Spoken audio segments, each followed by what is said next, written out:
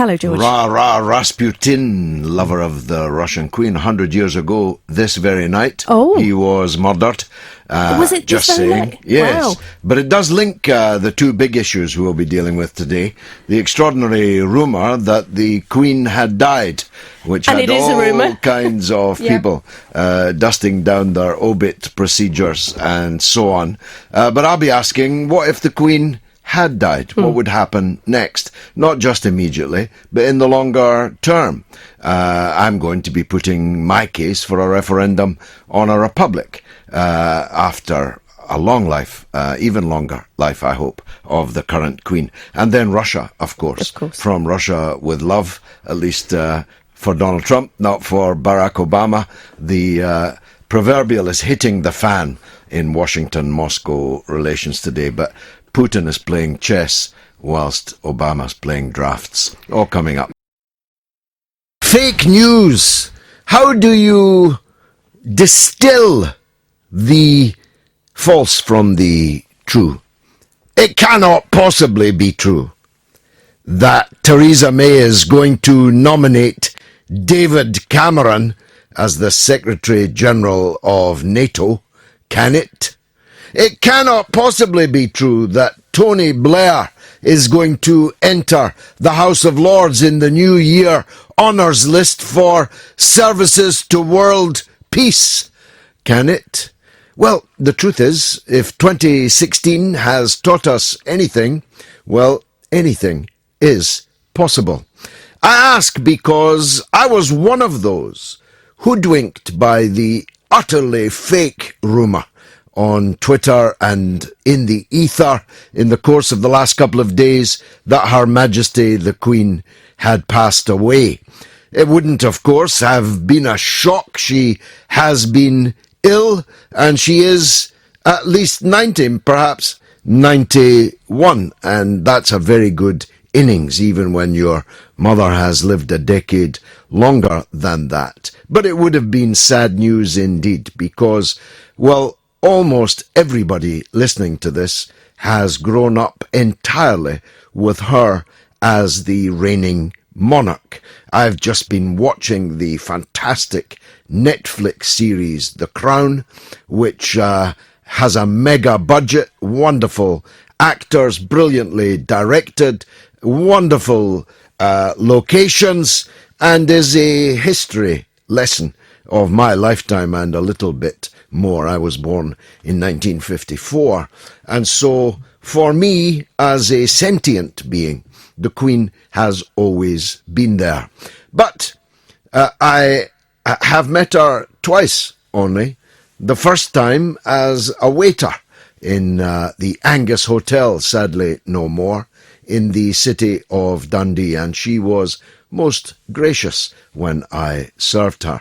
And I reminded her of that on the second occasion that I met her in Buckingham Palace at a reception for members of Parliament.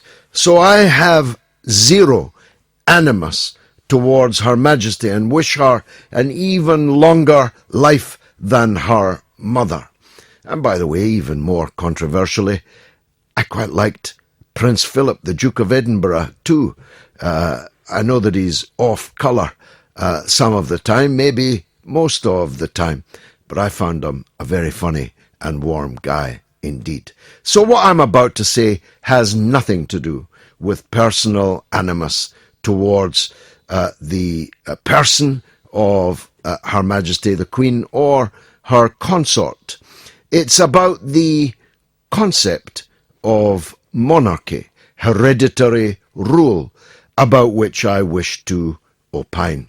Because whenever the death of Her Majesty is, and I hope it's a long way off, we will then be forced to make a step change.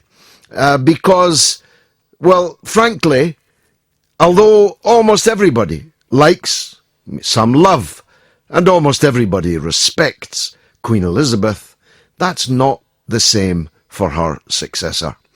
Now, I don't fancy King Charles for a whole number of reasons, both political and personal. And worse than that, even if he was a model of Olympian precision, of a fantastic Renaissance man taste, even if he was a brain of Britain, I would balk at the idea that somebody should become the head of state in Britain in the 21st century because they were the first-born male heir of the person who had the gig before him. Now, that's just a conceptual point that I have to state. But I'm fully prepared to accept that there are many in the country who would look forward to the reign of King Charles.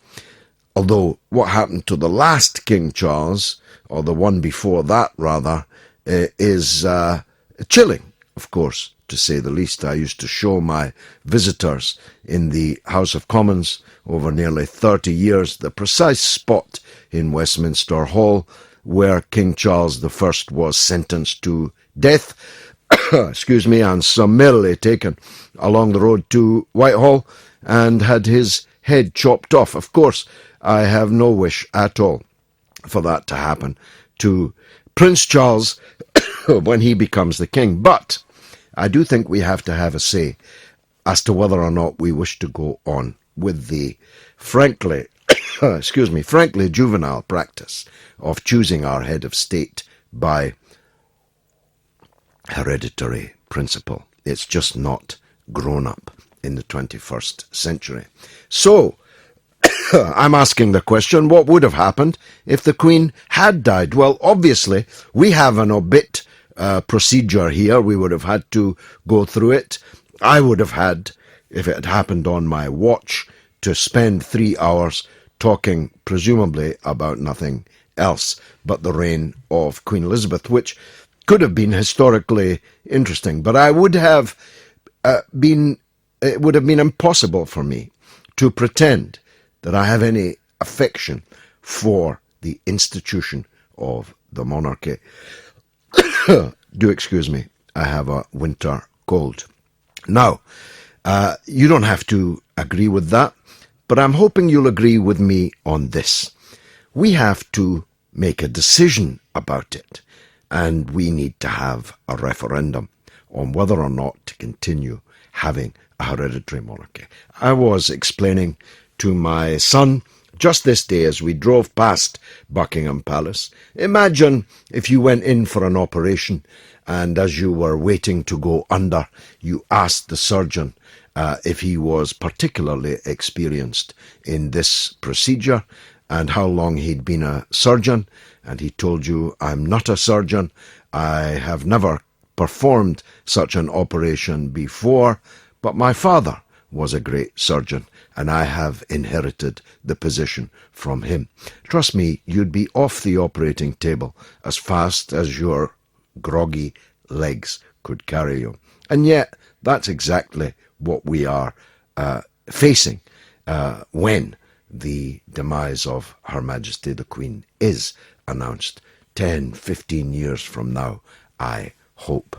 So, on this 100th anniversary of the murder of Rasputin, the lover of the Russian Queen, I segue into the second of the big issues that I'll be dealing with this evening, which is Russia, from Russia with love.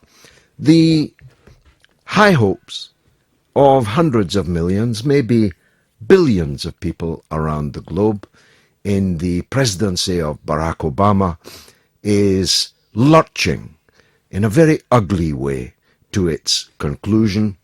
That presidency is ending in failure and farce. The failure of the United States policy in Syria is evident to everyone now, and the media, which treated us to weeks and weeks of brave Aleppo standing out against the Russian hordes, is now having to come to terms with the testimony of the people who were hostages of Al-Qaeda inside the city of Aleppo, as they describe the sheer horrors of these last years living under these head-chopping, heart-eating fanatics.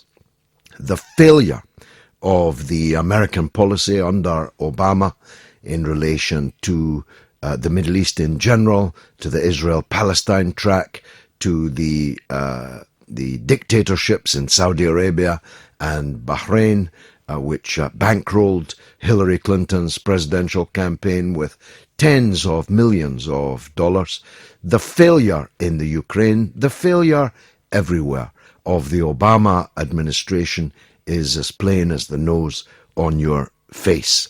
And to see it end in the absurdity of a Christmas démarche, giving Russian diplomats, 35 of them, and their families, 72 hours to get out of the United States when no flights were available for love or money, was sordid in the extreme. And one expected that the President of Russia, Putin, would apply the normal tit-for-tat response and would expel a corresponding number of American diplomats. But proving that the Russians are quite good at chess and the Obama administration is rather poor at drafts, Putin wrong-footed everyone. He announced not the expulsion of the expected 35 US diplomats. He did not, despite the lie of CNN, a blatant lie, announce the closure of an American school in Moscow to which diplomats' children attended and were educated. No. He announced that he was not going to expel anybody, that he was not going to stoop to the kitchen diplomacy being practiced by President Obama. And moreover, far from closing the school, he was inviting all American children to come to the Christmas tree in the Kremlin for a traditional New Year's Eve party. It was a masterful and diplomatic counter-stroke to the petulant, squalid antics of Barack Obama, who, let's face it, just can't get over the fact that Hillary Clinton was severely defeated in the US presidential election. His chosen successor was defeated, and his antithesis, Donald Trump, has been elected instead. Now, all of this, the proximate cause of all of this, is hacking, which is all balls, if I may put it that way, and I'll develop that point later in the show. The actual reason for the deterioration in US-Russian relations is the utter, abysmal, dismal failure of Obama on the foreign policy front and the corresponding success of Putin and Lavrov and the Russian government. They just don't like it up them. Now, if David Cameron gets the gig in NATO, the man who destroyed Libya, you'll recall, we're in for some more fun and games in 2017. Is David Cameron going to NATO lipstick on a pig, if you'll forgive the phrase? Is Tony Blair headed for the House of Lords? All of these are up for grabs tonight on the mother of all talk shows. Now, I was momentarily fooled, as were thousands of others, great and small, who read that following the Queen's non-appearance at church at Sandringham, the reports that she had a heavy cold, the helicopter transportation from London to Sandringham rather than the usual train journey, the false rumours on the internet were that the Queen had died and that somehow the state was suppressing the news for raison d'etat, presumably to get all the ducks in a row.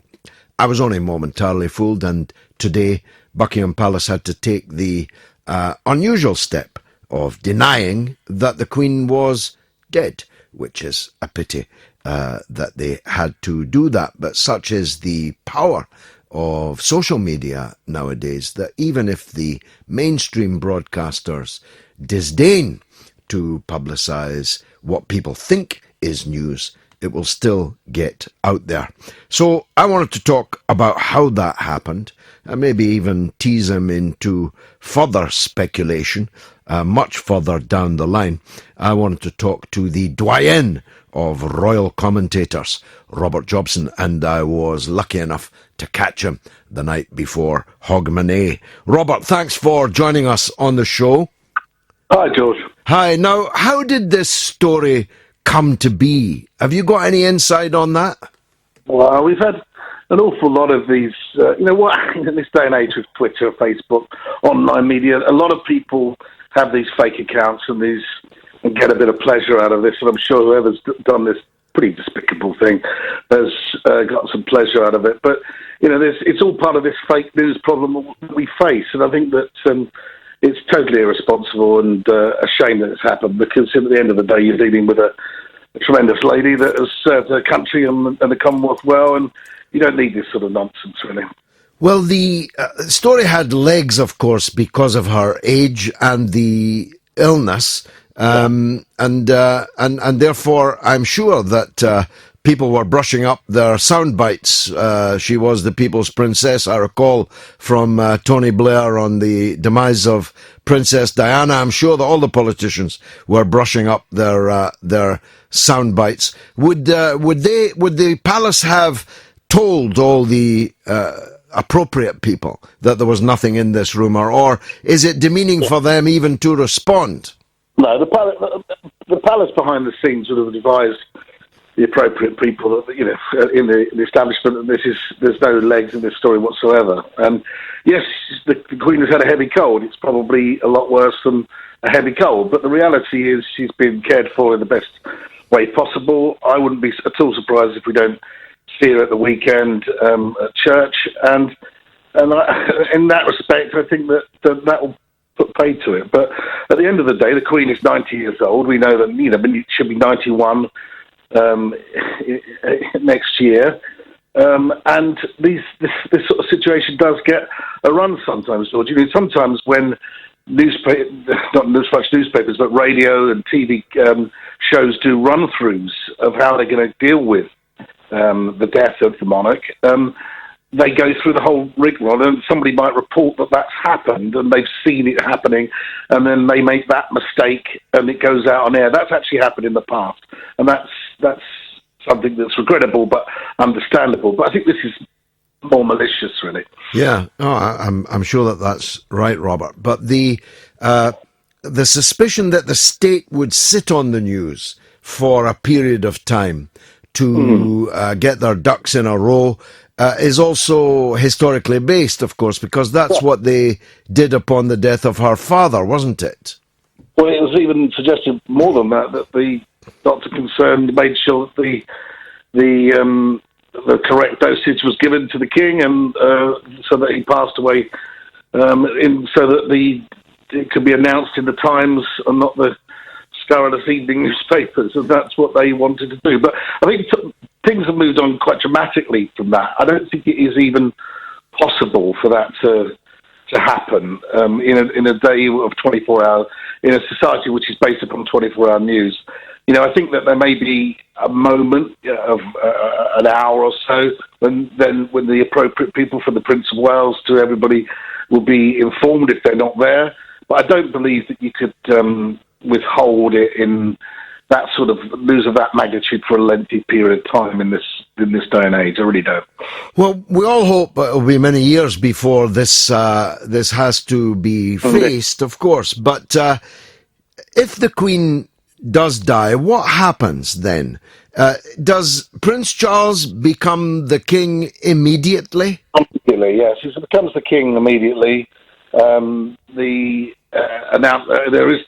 is no join. The king, the monarch is dead, so the Queen is dead, and then it would be King Charles III, or whatever name he chooses to be. On that, have you got any idea, Robert, what name he will take? Well, he can choose whatever he really wants to be put from his name. I mean, he could be there's talk that he would be, I think, George VII if he wanted to. I personally think that we've known him so long as Prince Charles, it would be rather odd, wouldn't it, to have a King George? But, the reality is he would become immediately king, and just for the record, that his wife would immediately become Queen Consort, despite what all the nonsense is talked about, what her title would be. She would immediately be that, because there'd have to be, as you would know, a change in the law by government, by Parliament, for that not to be the case. So, and then he would be king in Australia, New Zealand,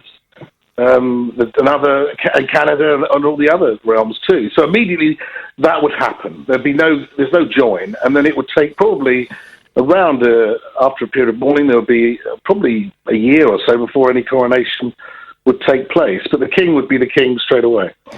And so no obvious hiatus in which Republicans like me could get busy with our demand for a referendum on the subject.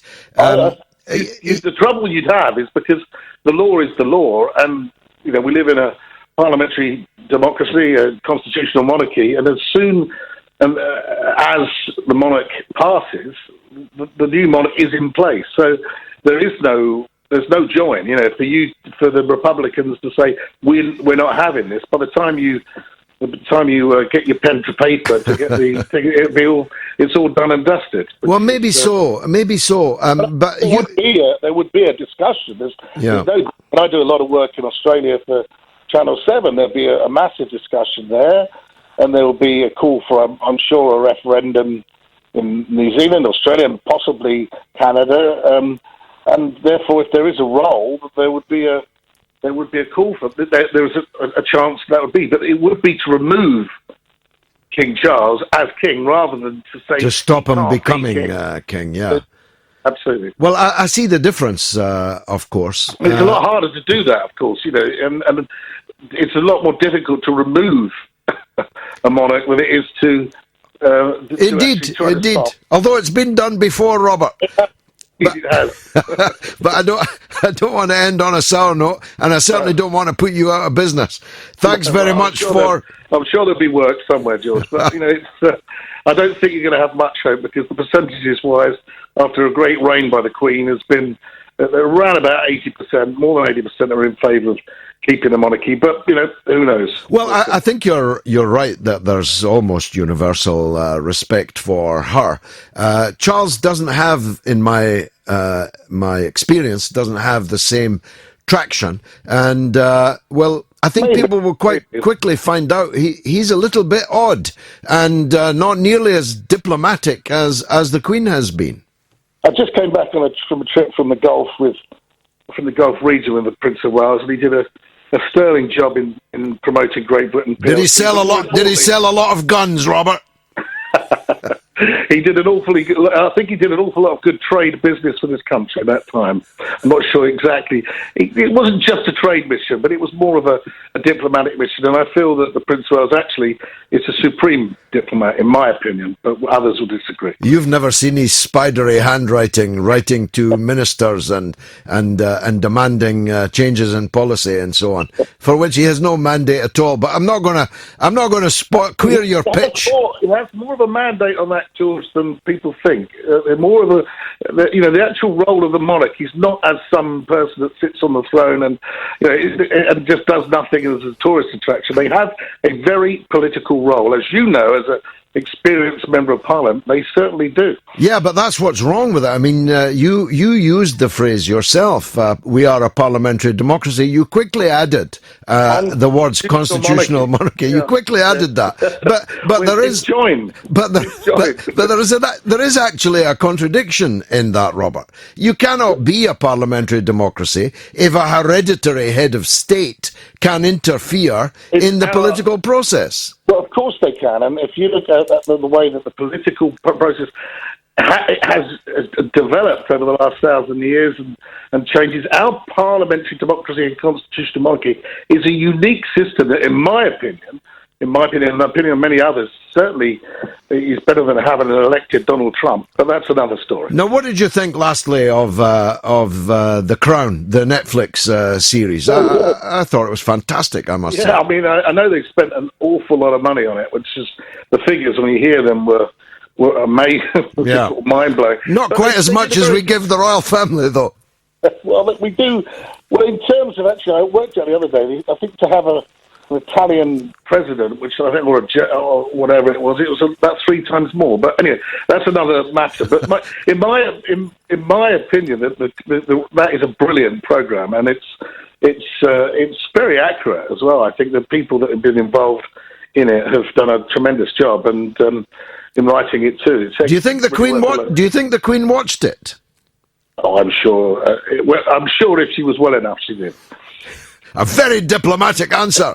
Robert Jobson, the doyen of royal commentators. Very grateful to you, Robert, for coming on the show tonight. Go ahead, David. Nice to talk to you again, George. I hope your cold gets better soon. Thank you. I'm recovering now. I just had a little bit of difficulty in the early part of the I love to hear you. I love to hear your brogue on the radio. You've got a wonderful voice. Thank you, I've just come back from the Pacific Rim, my friend, and I have to tell you, Singapore, Thailand, the Philippines, they're all very worried, and there is a global realignment. As I see it, in the light of Donald Trump coming into power and Vladimir Putin visiting recently, as you know, Japan, yes, and making friends. Very successful visit, surprisingly. Very successful, and in fact, the problems they had date back to the 1905 Sino-Russo War, in which there was a dispute over territory in those days, and he's trying to patch things up, Vladimir Putin, to get trade, because Russia is not doing very well financially. And on one side, you have China with 1,100 million people and a need for raw resources. And on the other side, you have an underpopulated Russia with all the raw resources, and it will suit America and Russia to have a global realignment. And in the light of Syria, you can see that Syria actually, in a way, is a kind of, I hate to say it, but it's a sideshow to this major global realignment, which is, as I see it, obvious. And I see it exactly the same way. I was on I can't remember which station. Yes, it was here. It was Talk Radio. It was James Max, just yesterday, I think, or the day before, in which he asked me, what should Britain do about the apparent dichotomy between John Kerry and Donald Trump's position on the Middle East and so on. And I had to make the point, I know some people don't like to hear it, that it doesn't add up to a row of beans what Britain does. The world is in a seismic change in which these gigantic, powerful countries and economies are developing their own foreign policy and have forgotten entirely the colonial mentality that some of their leaders once had. I mean, for example, the Indian leader, Modi. I very strongly disagree with him. I profoundly disagree with him. I've demonstrated in the street against him. But one thing you could certainly say about him, he's not looking over his shoulder at London, at Her Majesty the Queen. I mean, the British Raj might never have existed so far as he is concerned. He's out there making trade deals with Iran, with China, with Russia, including military deals with Russia. Russia and China have never been closer, the BRICS countries and so on, and then the Pacific Rim that you talk about is where it's all happening. The sun is rising in the east, surprisingly, David. Did you see the film that John Pilger made, which is rather frightening, showing the history of the Marshall Islands, and it's titled The Coming War with China? And that really kind of puts the spotlight on the whole thing. I didn't see it. People ask me every week, actually, so I'd better watch it soon. I don't, in a way, need to watch it because I know its thesis. I know John Pilger very well and respect him enormously, and I'm sure that he's produced yet another magnificent film to his long list of films over many decades. But there is no doubt at all, not only that Obama made this pivot to Asia, but that Trump's preoccupation will also be with China. And he has appointed as his trade secretary a guy who wrote a book called Death by China, in which he alleges that China has been the cause of the near death of the US manufacturing economy. There's military maneuvers in the South China Sea, even as we speak now, with the US sailing warships in what's known as the South China Sea, which gives some clue to its provenance. Then there was Trump ringing the leader of Taiwan, the Mickey Mouse Other China, and calling into question the American One China policy. It's quite clear that they're obsessed by China, David. Absolutely. In fact, China has been building up her military strength quite extraordinarily with the use of the money they've made out of America. So I think the Americans are slightly missed by that, George. Indeed so. China's the biggest country in the world, with the biggest economy in the world, and the biggest armed forces in the world. But makes do with 24 nuclear warheads, as opposed to the 4,700 that the United States makes do with. Because they know that power, real power, is economic power, and the soft power that goes with it, the cultural power that goes with it, don't they? Hopefully, the business power will force people's minds not to concentrate on the military power, because in business, you don't want to fight with the people you're doing business with. It's quite self-destructive. Indeed it is. David, always a pleasure to hear your experience in the Asia-Pacific region. That's David in Primrose Hill. Hadil, welcome. Thank you. I am currently in South Kensington. So excellent. I don't know. Very close by. Yeah. Go ahead. Yeah, I drove here. Well, basically, being a British citizen for so many years and growing up in this culture and society, but also having the knowledge of where I'm originally from, which is my mom is Iraqi and my dad is Syrian, both, green zone countries. It's quite sad to see what's happening, but as obviously we know, everything has been business related, and like what you said earlier, economically and culturally, we are economically strong, but culturally we've been destroyed, very much so. Now, a lot of people have been trying to stand up and to speak out about these situations, but no one has been able to control, get their voice really out, to get change really coming. Now, I've discussed this a lot with my fellow friends and colleagues at work and students in universities, and we all realize that all of us humans want change, but no one has been brave enough to stand up and say, well, this change, all this Brexit, we all know that Brexit was just a foolish reaction from anyone else who doesn't live in London and who doesn't know that economically our agriculture hasn't been that great and hasn't been that amazing because we don't produce that much from our country. The only things we can say we can succeed in is by entrepreneurial factors. Am I correct or not correct? Well, go on, because I'm interested in where you're leading to. I support Brexit, as you may or may not know. So I'm not with you if you're saying that Brexit was foolish, but I don't accept that at all. But go on. Okay, because everyone has their own point of view, and I'm not here to disagree or agree or even argue about that point.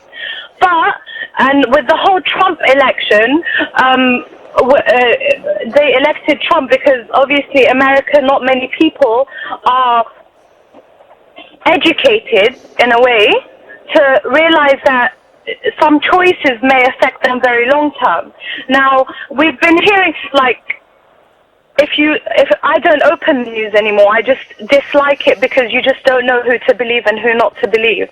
I stand up for my country and I stand up for where I live, and obviously, like, this country has brought me up. But isn't it sad how war could be how it could be pushed, and aren't they repeating? Don't you think they're just repeating the whole destruction of Iraq and Syria, where they tried to make everyone go against the Saddam regime, and then made him go into hiding, and then they sent out troops inside there to achieve what they want, and actually destroyed the man. And now, what is left of the country?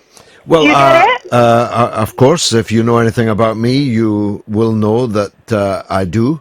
I opposed the invasion and occupation of Iraq with all my breath. I gave, arguably, my political life's blood so to do.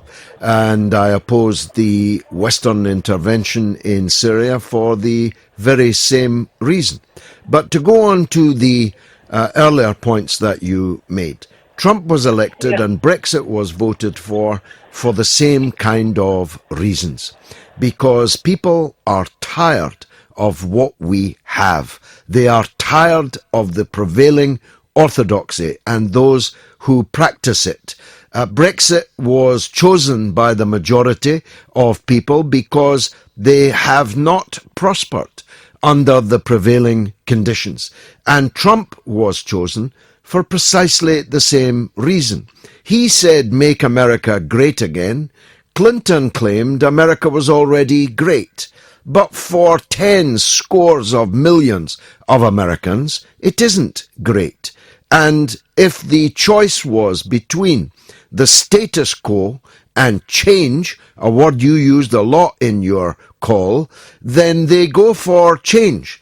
Now, the reason why Donald Trump is president is because the Democrats chose Hillary Clinton as their candidate. All of the polling data shows that people would have preferred a change under a President Bernie Sanders than they would have a change under President Donald Trump. But because the Democrats wanted to stick with the prevailing orthodoxy, the neoliberal economics, the neocon foreign policy, war throughout the world, because Clinton was a known practitioner of that kind of politics, she was always on a loser. And I predicted that she would lose. From the spring of this year, and right up until the very night that the polls closed, and I was rubbished on social media for saying that Trump was going to win. And within a couple of hours, I was wholly vindicated. But it's been good talking to you, Adil. I'm sorry if I have too sharply disagreed with you, but I do think it is important that people don't fall into the condescending trap of thinking Americans are idiots. Some Americans are idiots, as some British people are idiots. But most Americans voted rationally for Donald Trump. And I'm not happy that Trump is the president, but I'm very happy that Hillary Clinton isn't. Ken, welcome. Thank you, George. I listened with great interest to the secular viewpoint about the possibility of a coming war.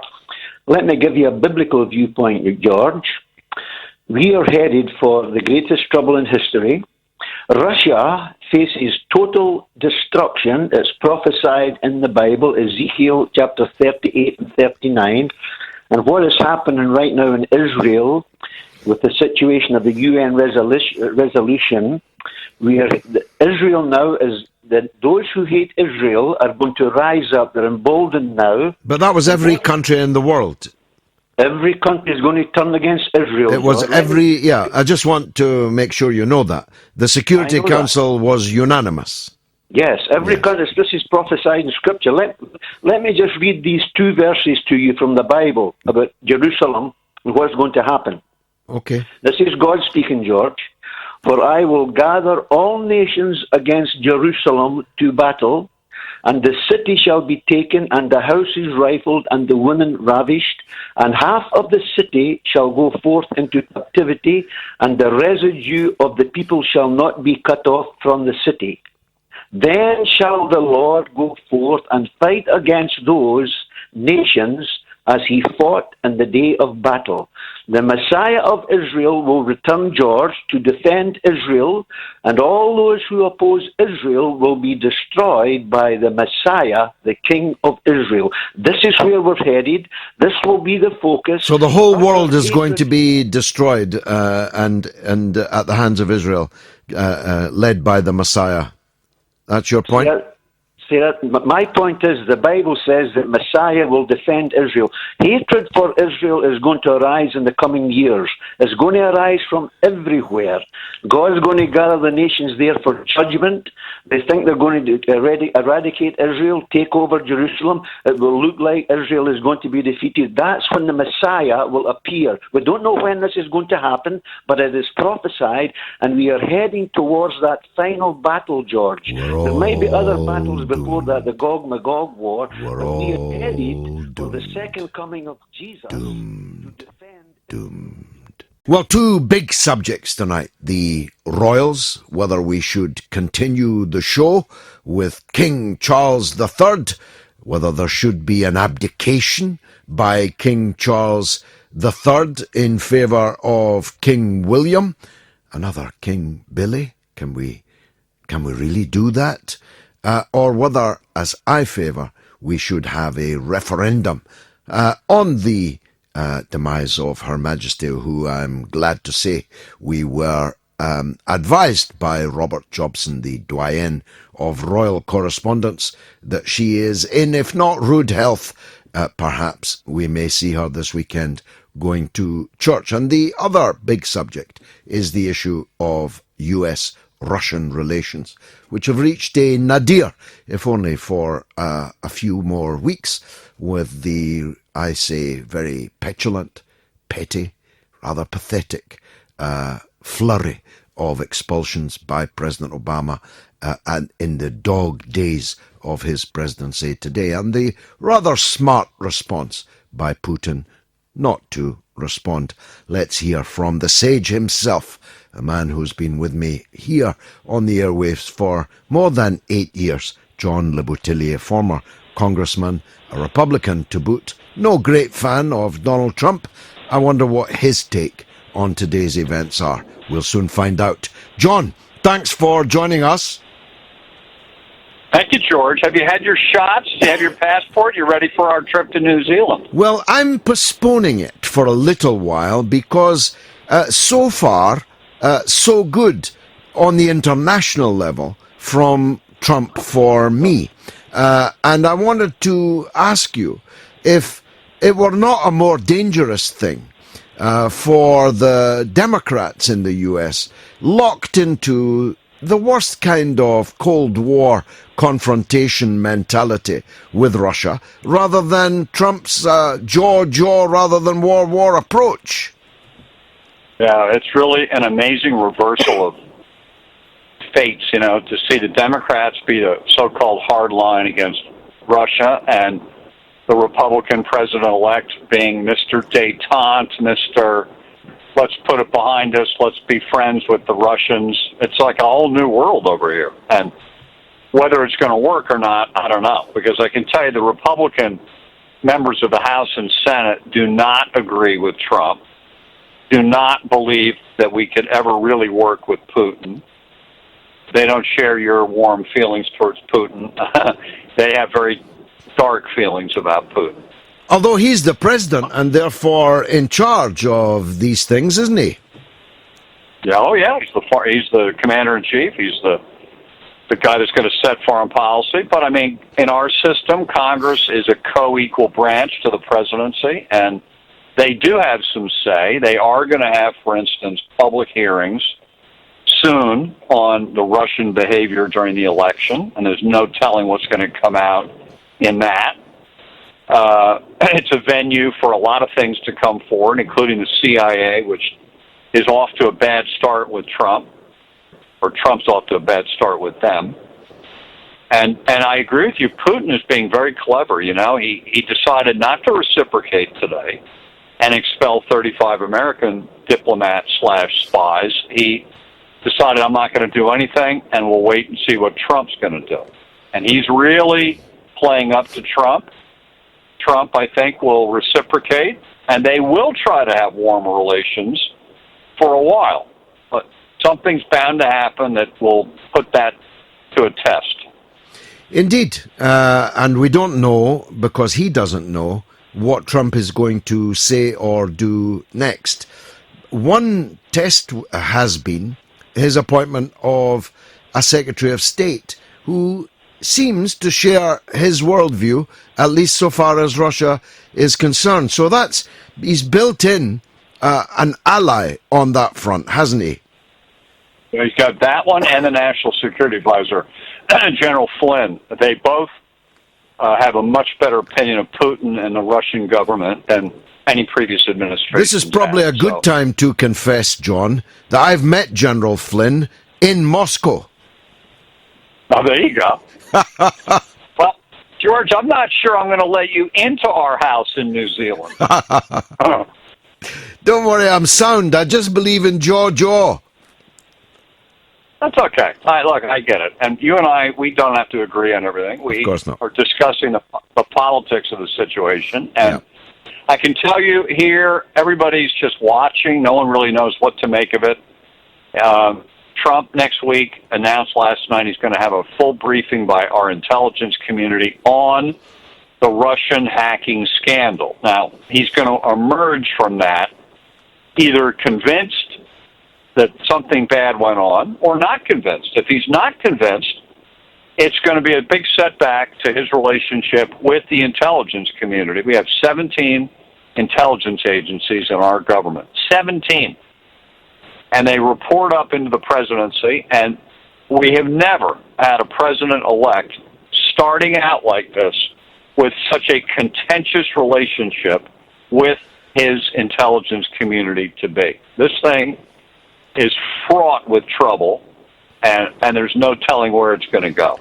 Well, these are all uncharted waters, of course, as you've just identified two areas of uncharted waters, and there are more of those areas that we could discuss. But let's look at the proximate cause of today's crisis, which is the allegation that Russia was involved in the hacking of Hillary Clinton's campaign, that they gave to WikiLeaks the fruits of that hacking, that WikiLeaks put those leaks out.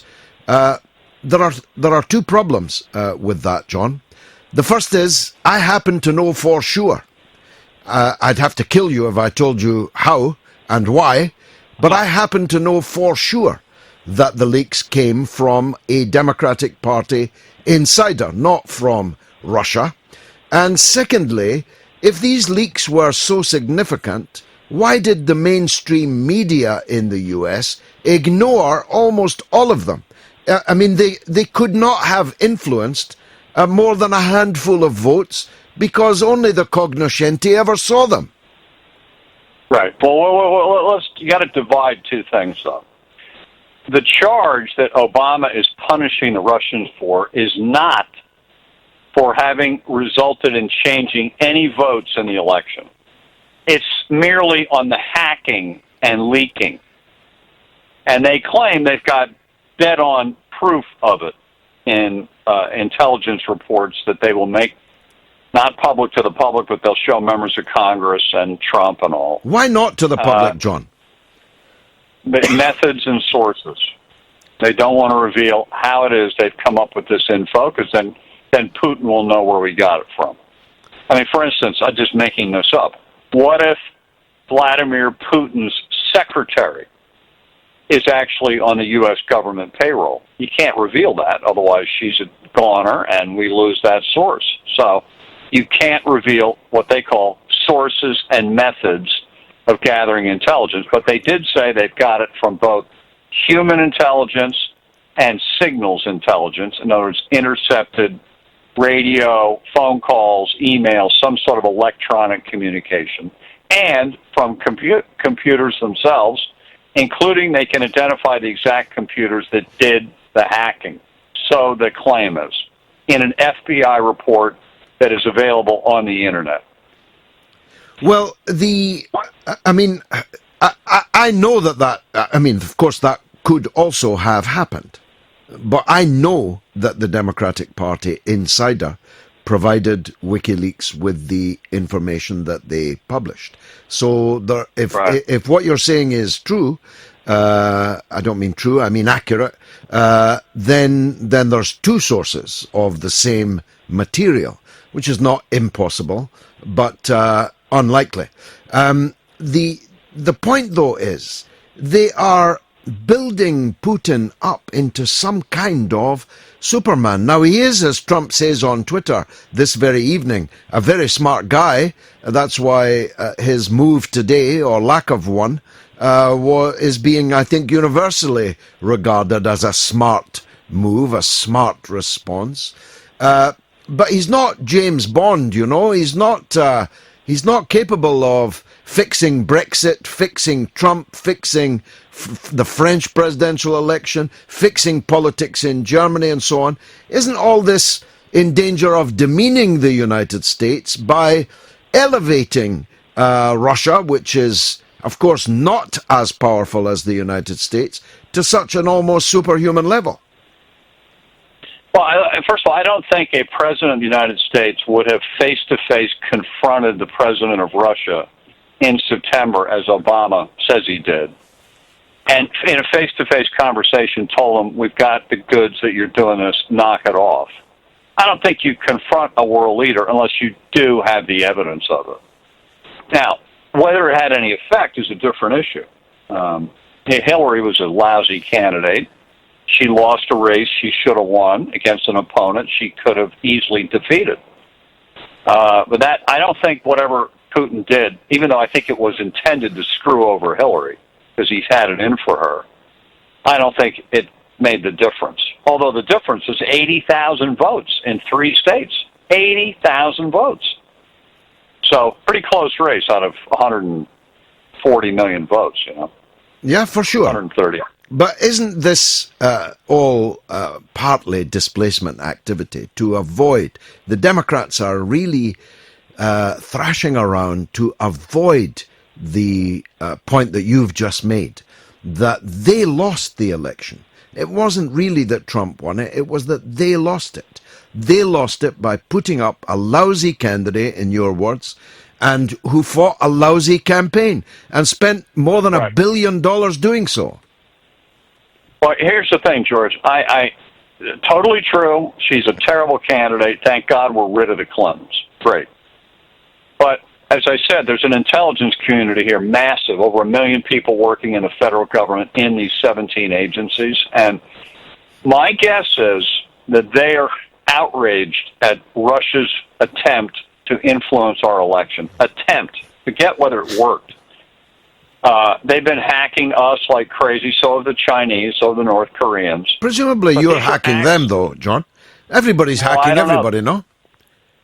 Well, I don't know. I mean, probably. Maybe they are. I don't know. But we like to think in America that it's none of anybody else's business to meddle in our elections. But here's a rub, John. Here's a rub, John. The U.S. meddles in everybody else's election. But you think nobody should meddle in yours? Well, I don't know that we meddle this way in people's elections. Well, you've seen who you're for. Saying who you're for is one thing, which we do often. Well, Victoria Nuland was the key actor in the overthrow of the government in Ukraine. Yeah, that's true.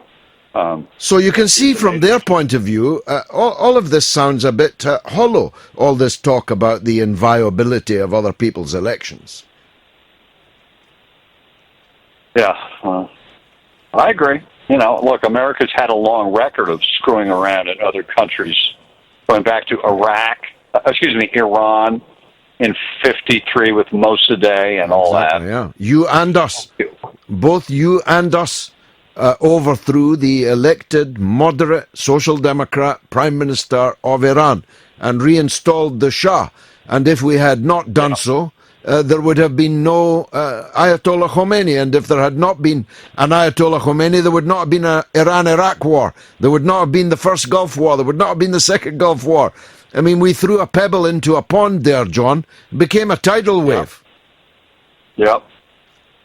Well, anyway, whatever's happened, this is where we're at today. The current U.S. government is enraged at Russia's attempt to influence this election, and they've punished them. Now, how much that punishment's going to stick, I don't know. It's fascinating to watch how Trump's going to react to it.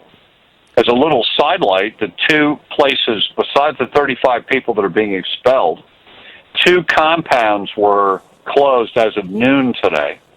One of them is in the town I was born in here on Long Island called Glen Cove, Long Island. And the Russians have owned this mansion there since the 1950s, George. And when I was a kid, my parents put me in the car one evening to drive to upstate New York. And we got on the Long Island Expressway right through this place called Glen Cove. And a motorcade, this is like 1960 maybe, and a motorcade pulled alongside of our car. I'm a kid. I'm 7. And I look out my window, and there in the corresponding window of the car on our right was this bald, fat guy named Nikita Khrushchev, who had been staying in the mansion in Glen Cove for the weekend. And he was going in, being driven in to the UN, and I think maybe the next day was the day that he took his loafer off and banged it on smashed it on his desk and said, "We will bury you." That's history. And I saw Khrushchev. He was 10 feet from me. Amazing. Well, you better get used to that, because if the warmth of relations between President Trump and President Putin is as good as I hope it is, Vladimir will be up and down that road regularly. Well, probably with you in the car with him, George, so we'll all get together. Fantastic note to end on.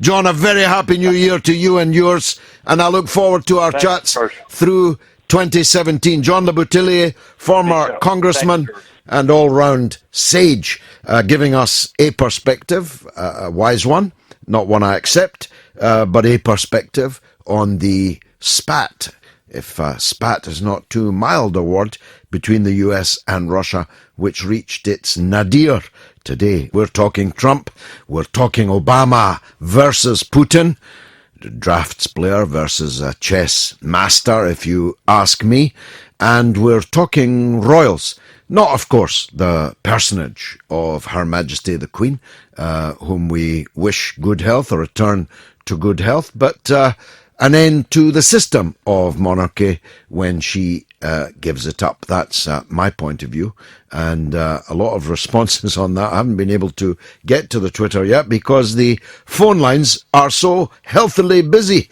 So let's take the next call. It's Laura in Westminster. Laura, welcome. Good evening. Happy New Year to you, George. And to you. It's lovely to hear from you again. Go ahead. Thank you very much. I don't know where to begin. I mean, I disagree with John LeBoutillier on almost everything except maybe New Zealand. He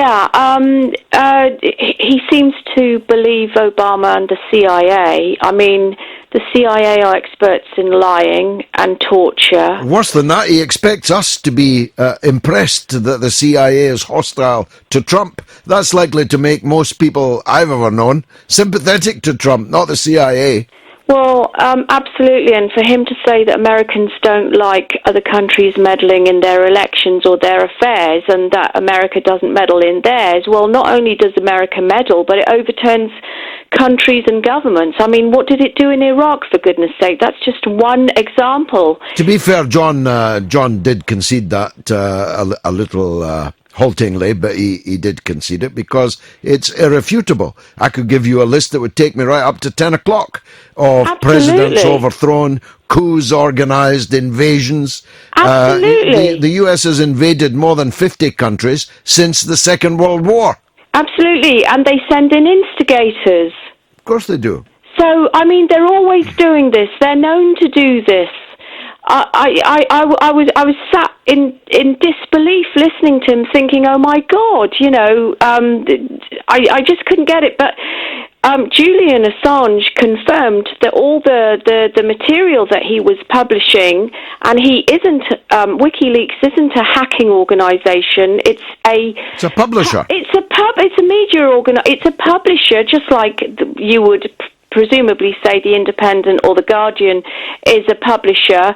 So whistleblowers go to his organisation with material, and he confirmed that they didn't get their Democratic parties and Clinton's and Podesta's emails from a Russian, and it wasn't from Russia either. And then Craig Murray, the former British ambassador, you probably know this very well, confirmed that actually the material was given to him. He actually met the person. The person was American, not Russian. He met them in America, and he took the material and then handed it over to WikiLeaks. I mean, why isn't this being reported in mainstream media, I wonder? Well, indeed. We've got, there are a number of, there's one false dichotomy here. The argument that the so-called hacking, I don't believe it was hacked at all, but the so-called hacking was an interference in the election. Well, if you claim voter fraud, for example, in a British election, you must show that that voter fraud would have made a material difference to the result. Quite right. It cannot possibly be the case that the Podesta email traffic made a material difference to the outcome, because nobody who wasn't following WikiLeaks ever saw it, because no mainstream media ever reported it. Absolutely. So that's the first problem with it. And the second problem is that nobody's claiming the material wasn't true, in which case, why shoot the messenger? Why not deal with the truth that was in the emails? Yes. But the Clinton people and the Obama people, the White House, keep wanting to divert people's attention from the content of the emails, and keeps, shouting out, fire, fire over there, so that you don't look at the emails, so that you don't read the emails. And that's what's really going on. Also, in the emails, it was stated, the Clinton campaign, John Podesta's people actually stated that a good tactic is for them to get their cronies in the mainstream media to, like a Pied Piper,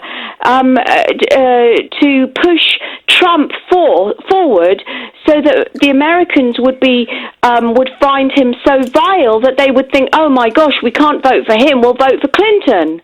And they actually suggested it in their own emails to each other, let's push Trump. Their emails both establish that they were promoting Trump at a time when it was not at all clear he was going to be the winning candidate. Absolutely. And they were doing down Senator Sanders, Bernie Sanders, who all the polls show would have beaten Donald Trump in an election by a mile. Yes, absolutely. But they didn't want a progressive in the presidential elections. They wanted it to be Clinton versus someone else of their choosing. And they thought that she would win hands down if Trump was there opposite her. And how wrong they were. They didn't want Americans to have the choice of Bernie Sanders. Isn't that disgusting? Indeed it is. Look, they blew more than $1 billion. In fact, almost $1.25 billion on their campaign. Somebody's got to be blamed. They either blame themselves or they blame someone else. And for a long time in the United States, it's quite traditional to blame the Russians with snow on their boots. Laura, wonderful call. Wonderful to hear from you. 2 women callers in a row. That's a first in my new term back at Talk Radio. It's Lisa in Boreham Wood in London. Lisa, welcome. Hello, George. Fantastic to talk to you. Thank you. Yes, it's amazing to hear that you are one of the only people speaking sanely about this subject on radio or television. I get so frustrated. I feel that everyone else doesn't critically evaluate the news anymore or look at it in depth. It's almost as if they feel that the more they repeat something, it's going to become true. That's an old trick, of course. Dr. Goebbels theorized it, that if you tell a lie, make it a very big one, and if you tell it often enough, a substantial section of the population will believe it, especially if it comes from the lips of people that you have previously persuaded us are authoritative experts.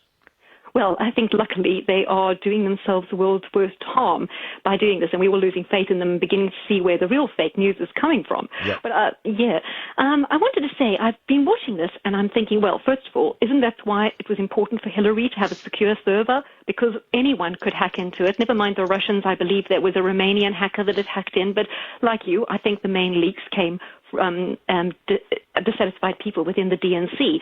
But what I'm interested in is there seems this great need among the current administration to push things with Russia to the brink, to provoke them as much as possible, either via NATO or via this hacking thing, to put relations with America and Russia at an all-time low before Trump comes in. So no matter if he does want to do peace through commerce or have good relations, he won't be able to, because they're going to push things in the last few weeks as far as they can to the brink to make it unsalvageable. That's why they're going to put David Cameron forward as Secretary General of the UN, because they figure that some no-mark from Norway will not be able to stand up to Trump's recalibration of American foreign policy vis-à-vis NATO and NATO's adversaries. They're putting up David Cameron so that he can go toe-to-toe with Donald Trump. That's what this is about, Lisa. Oh, well, I just find it amazing and so incredibly stupid. Now, what I'm also thinking is, why do they want to provoke Russia? It's not as if the military capability of America, this country, and perhaps others, is at its peak. Because obviously in this country we're talking about, we'll renew Trident, we need a nuclear capability, we know so many of the I'm not sure of the technical terms, like frigates and the planes, and we don't have anywhere near as many. I heard your military expert that was on last week who said the West will have to fight the next war with nuclear because the rest of their artillery has gone downhill. And I'm hearing in America that the new Gerald Ford and also the F-52s and the Littoral class fighters are just absolutely not up to scratch. They're not even surviving the test run. They've got constant problems. So I think if America think they're that tough, like you say on the beginning of your show, come and have a go if you're hard enough. Well, I'm not sure that they are hard enough, and I don't think they should be going around being bullies, because they might get what they wish for, and I don't think it's going to be a good idea. So I just don't understand why there's this massive ramping up of tensions with Russia, unless, of course, they're trying to distract us for the financial meltdown going on that could be triggered by Italy next year. Lisa, you and I need to meet. Don't take that the wrong way. No, this is the best call I've had in a very, very long time. What's your background in this? Are you in politics? Are you in defence?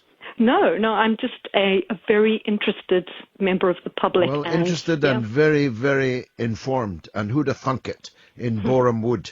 Lisa, thank you very much for a really outstanding call. I hope you'll follow me on Twitter. I'll follow each other already. Oh, well, in that case, send me a direct message. And, of course, I mean nothing improper at all. Tweet me, as I say, as a very, very large number of you have. Some of them are just silly, like Mark of Battersea, who says, I'll never understand why the far left are so in love with Putin, the kleptocrat. He's not even a communist. Well, Mark, come and have a go on that if you're hard enough. But on the assumption that you're probably not, let me point out a few home truths for you. I am not far left.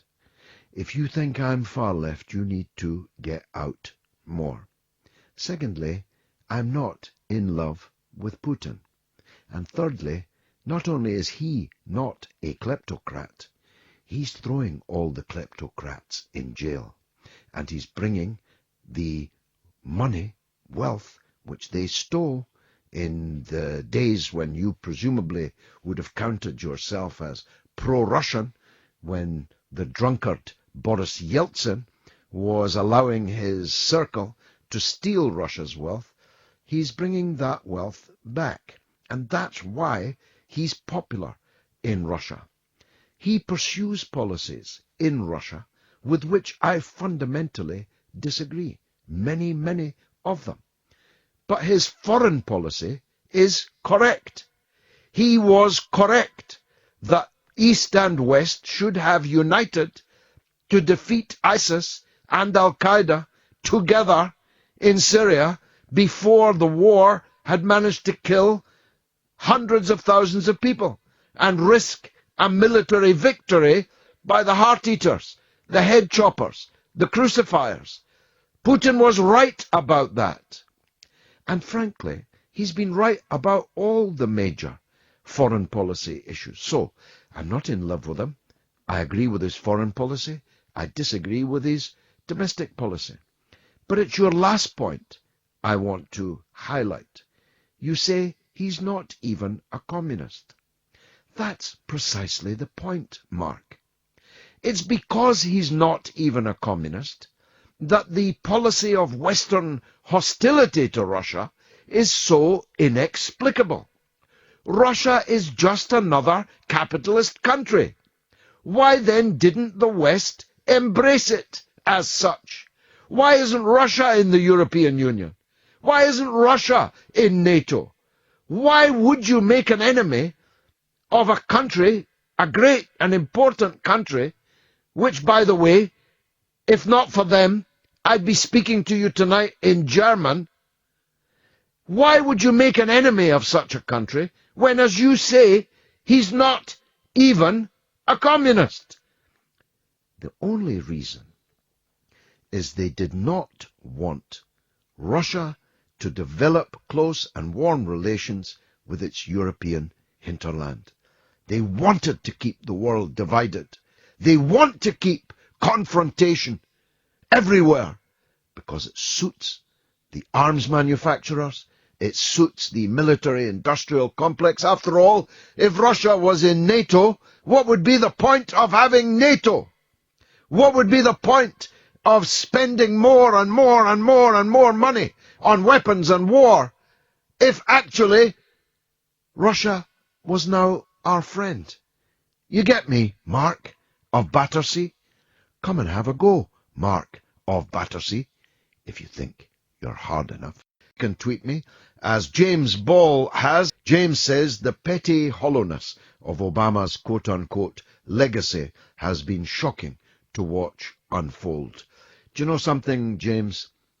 It's 8 years ago since I sat in this very building in a discussion on the US presidential election night, hosted by my friend Adrian Durham on TalkSport. And I remembered earlier this evening how a big tear rolled down my face on air as I was watching Obama in that park in Chicago with his opening words, "It's been a long time coming," echoing the great Sam Cooke number. I have never, and by the way, James, I had been supporting Obama for the nomination when nobody else in Britain knew how to pronounce his name. You may remember that time. Osama, Obama. Nobody could pronounce his name. But I had met him on a demonstration against the Iraq War. I had spoken to him. I had seen him rise. And I thought he'd be a fantastic candidate and a fantastic president. But I have never been more disappointed in anyone. I don't mean he's done worse than everyone else. I'm saying disappointed because I had hopes of him that I have never had of anyone else. And his legacy, as you put it, isn't worth the paper it isn't written on. That statement that he made in Cairo after he'd been given the Nobel Peace Prize, that vision that he laid out, it's all in tatters, in flames, and because of him. The chance that he had, a landslide victory, with the United States economy on its knees, on the floor, and the United States embroiled in deeply unpopular foreign wars. He had the chance to be FDR. He had the chance to change everything. But he didn't have the guts to do so. And that's why I will never forgive him. Let me do another couple of tweets, if I may. Jim Kiff says, when the Queen dies, it will be time to get rid of the monarchy. I'm in no doubt that it will be gone by 2050. Well, I don't know, Jim. It seems to me that Charles is the one that can bring it down. And if we had a referendum on whether we wanted King Charles III, or whatever name he chooses, I think that we'd stand a half-decent racing chance, given what happened on Brexit, given what happened on Trump and so on. You can say, well, the Royals have got 80%, as Robert Jobson said earlier. I'm not so sure about that number. This is a vastly expensive institution. The refurbishment of Buckingham Palace alone is going to be £269 million to refurbish an ugly building in the centre of London, which the Queen hates and all previous monarchs have hated. And I've been in it, and I can see why they hate it. And then there's Sandringham. Then there's Balmoral. The estates of the royal family are a vastly expensive undertaking. Now, I know that these palaces and castles bring in revenue, but they could still bring in the revenue whether or not the Queen or a king was around. It's the places and the history that the people are coming to see. It's not as if they meet the Queen when they come to visit the palaces. It's not as if they even get a wave off the Duke of Edinburgh. You'd probably get an insult off him if they did. So it's the places that are historic, and that which went before that is historic. Now, Robert said the cost of an Italian president would be 3 times as much. That cannot possibly be true. Even Berlusconi wouldn't cost 3 times as much. As a matter of fact, the Irish presidency, and they've got a very fine president, Michael D. Higgins, costs hardly anything at all. And he's loved and respected across the whole of Ireland. James from Lincolnshire says, I have lived in Germany. I never realized just how besotted the Germans were with our monarchy. Oh, don't tempt me, James. They are often on the front of German lifestyle magazines. There is a monarchy-shaped hole in the hearts of many Germans. The Kaiser was related to Queen Victoria and the Saxe-Coburg-Gothas. I don't know where to start with that one, James. The Germans like them because they are Germans. In fact, they are Germans and Greeks, with some dubious skeletons, politically speaking, in their closet. And I don't blame the Queen for that. But the point you make relates directly to the First World War 100 years ago. We were right in the middle of it. The First World War was fought by 3 grandsons of Queen Victoria. They could have all come for lunch at Buckingham Palace and sorted out their differences. Instead, millions, tens of millions of working people who would never get a sniff of lunch at Buckingham Palace were sent into the charnel house and their death. So don't get me started, James. Let's hear from the legend. That is Damien in Brighton. Damien, welcome. Good evening, George. Good evening to you.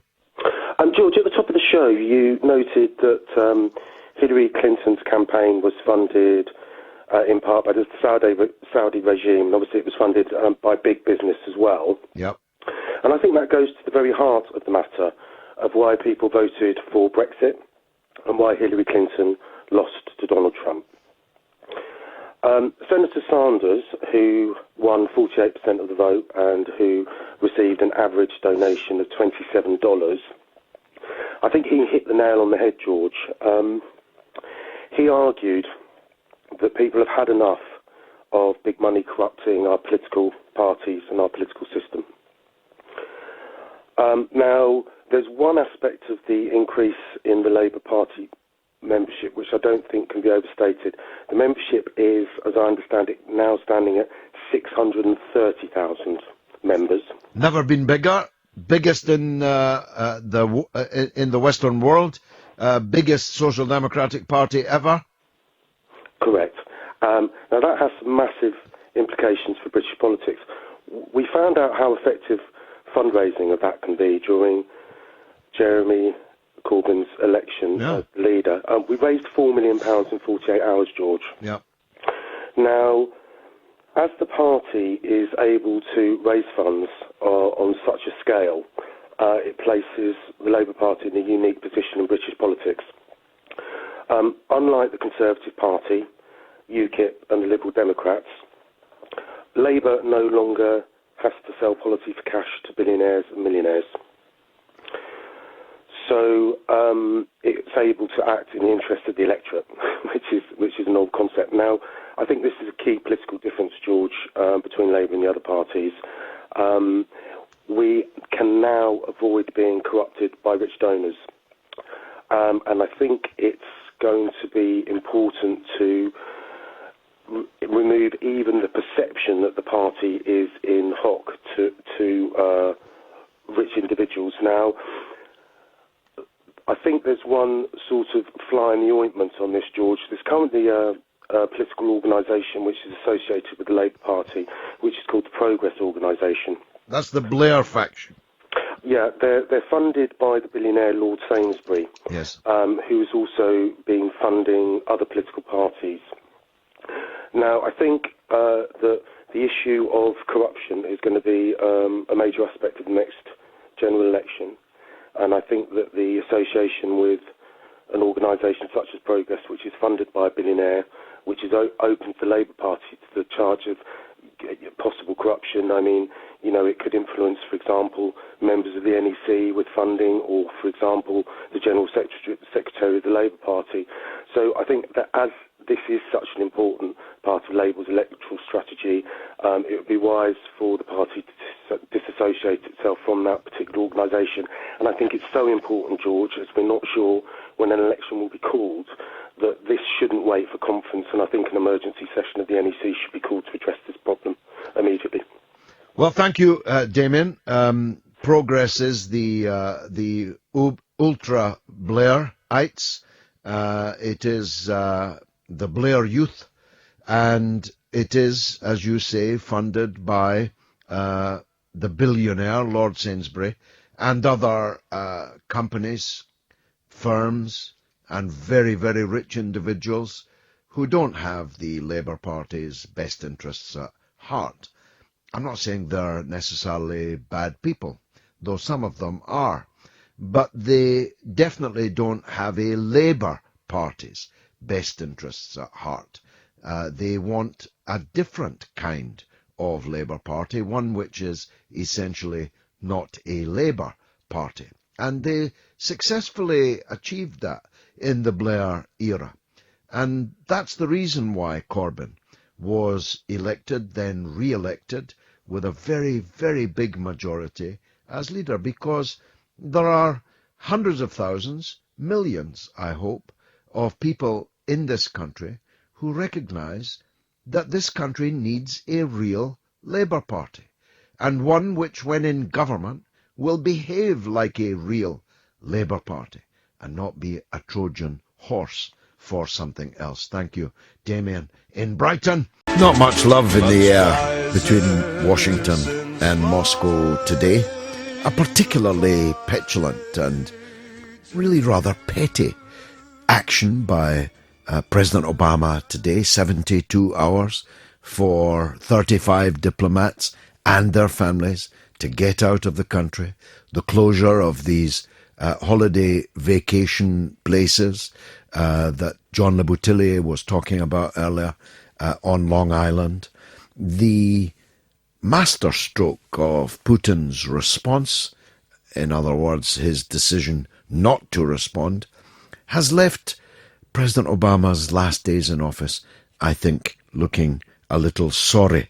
But we'll hear from a distinguished expert on British-Russian relations, former British ambassador to Russia, 2004 to 2008, so in the Putin-Medvedev era, and we'll hear what he thinks lies behind this confrontation and perhaps some speculation as to where it goes in the new era that opens on the 20th of January with a wholly new and rather unexpected President of the United States, Donald Trump. He is Sir Tony Brenton, and I'm glad to say he joins us on the night before the new year. Thanks, Sir Tony. It's very kind of you to fit us in. It's a pleasure to be with you. Thank you. Tell us, in your view, if the proximate cause, namely the emails that WikiLeaks published, is the real cause, do you think, in the very sharp deterioration in American-Russian relations, or is that really a cipher for something else? Well, it's not a cipher. It's actually quite important. If you suspect a neighbouring power of trying to subvert your democracy, then you obviously feel the need to retaliate. The relations have been deteriorating for quite a long time. What with Ukraine and with disagreements over Syria, disagreements over Georgia, this goes back years. And it actually has reached the stage where it became really quite dangerous in about September, October this year, when there were Russian generals talking about shooting down American planes over Syria if they came. The American chairman of the Joint Chiefs told Congress that they could impose a no-fly zone on Syria, provided they were willing to go to war with Russia. And the Russians put on display in one of their provinces, Kaliningrad, their Iskander missiles, which are capable of carrying nuclear warheads. So it was very serious and dangerous indeed. And it's against that background that Obama decided how they were going to react to the hacking. Now, we can have an argument about whether his response was proportionate or disproportionate. I think it's worth saying one thing, speaking as an ex-diplomat in Moscow, is that the Russians actually make life pretty unpleasant for, in particular, British and American diplomats. I spent a lot of my time there being chased around by the local equivalent of the Hitler Youth, who shouted abuse at my family, who barricaded my house, who challenged my meetings and all sorts of things. So I think a little bit of anger at the very bad way that American diplomats are treated in Moscow is part of the background to what's happened now. But I agree with what you also said in your introduction, that Putin's response to the expulsions and the other sanctions has been masterful. That he has, in a sense, he has undoubtedly, and I think this is probably there's a certain amount of personal spleen here as well, since Obama has treated him with a certain amount of contempt over the last few years. He's shown Obama, or suggested that Obama is a petty man who simply follows the diplomatic rules, while he has a magnanimous nature and is opening Russia up for a much better relationship with Obama's successor. Well, Mr. Churchill, of course, famously always cautioned magnanimity, and you could say that Putin has taken a leaf out of his book in this regard. It seemed to me, I said earlier in the programme, that Putin and Lavrov in particular are chess players, whilst the others are really playing drafts. That's right. I mean, obviously what happened today was very carefully choreographed. I've done a couple of expulsion crises in my past. I was running the British Embassy when we had the Litvinenko crisis, and we threw out a few Russian diplomats, and the response was instant. It was a day later, and I was simply summoned into the Russian Foreign Ministry and told the names of the people they were throwing out. Now, the choreography here is that Lavrov said, I'm proposing to Putin that we throw out 35 American diplomats, thus causing a certain frisson of fear in the U.S. Embassy in Moscow and in the U.S. State Department. And then Putin, as I say, magnanimously steps up and says, no, we're not going to throw them out. We want better relations with America. And to boot, invites all the families and children of U.S. diplomats in Russia to a party at the Kremlin. I think that last detail was slightly overdone. But nevertheless, the political point is very clear that relations with Obama and with the Obama regime have been awful, as indeed they have, and he wants to improve things with Trump. And as I said earlier, since things have been so dangerous for us over the last few months, that Putin wants improved relations and that Trump, however predictable he may prove to be, also apparently wants improved relations, is a rather encouraging sign of the way things might go in the future. I think so, and the election of Trump, the appointment of the new Secretary of State and the new National Security Advisor, meaning the three most important people in the administration, at least on this front, are all ducks in a row in the sense that they all want better relations with Russia. They all feel that the West made a profound error, and some of your diplomatic colleagues, former diplomatic colleagues, agree with this, and I strongly feel it, made a profound error in the Syria crisis of lining up with whatever you think of the Al-Qaeda and other extremist groups. They've lost. So I'm wondering if that's not the real reason, not the proximate one, but the real reason for the sharpness of the exchanges today. Here we have Russia, Turkey and Iran brokering a ceasefire which is now in place, effectively bringing the Syria crisis to an end, and the Americans are not even there. Yeah, well, I mean, I wouldn't overstate the strength of the linkage. The Americans undoubtedly feel strongly about the hacking of their democracy, and what happened yesterday was a part of that. The Syria issue, I agree with you that the Russians have played it very well, if rather brutally. Our policy, I agree with you again, has been a complete mess. And we got into a hopeless complication between proclaiming that Assad must go, but also resisting the core of the resistance in Syria, who are Islamists for very good reasons. Whereas Putin was much clearer. He has a much worse, actually, Islamist problem than we do. And he was very clear that the only way to prevent Islamism taking over Syria was by saving Assad, which effectively he has done. He has shed a lot of blood in the process of doing that, it has to be said. And Assad himself is not a choice bundle of goods. He's an extremely unpleasant, brutal dictator. But nevertheless, he has put himself in pivotal position in Syria now, and he has achieved the ceasefire that we saw announced yesterday. It's a huge success, without doubt. It has to be said, however, that Syria has seen two previous ceasefires within the last year, both of which have quite rapidly broken down because of the hatred and the mistrust between the various factions in the Syrian conflict.